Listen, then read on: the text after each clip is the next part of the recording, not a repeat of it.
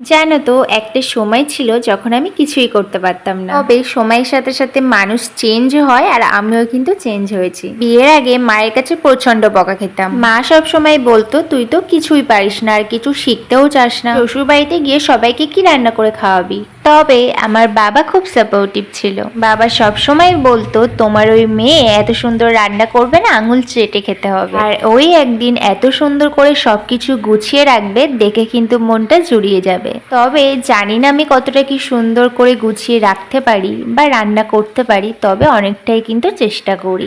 আর আমার রান্না খেয়ে সবাই কিন্তু বেশ ভালোই বলে, বিশেষ করে আমার হাজবেন্ড। ও তো খুবই ভালো বলে, আমার রান্নার প্রশংসা করে। যাই হোক, তোমাদের সাথে গল্প করতে করতে আমার কিন্তু রান্না প্রায় কমপ্লিট হয়ে গেছে।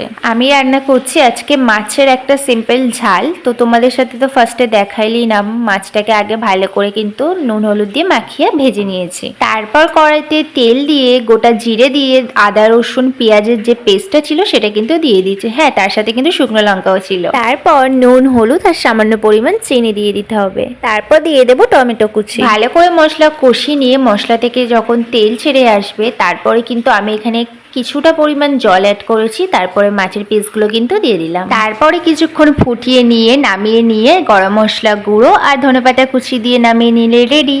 তো ভিডিওটা কেমন লাগলো অবশ্যই কমেন্ট করে জানিও। ভালো লাগলে লাইক কমেন্ট ফলো করতে একদম ভুলো না। টাটা।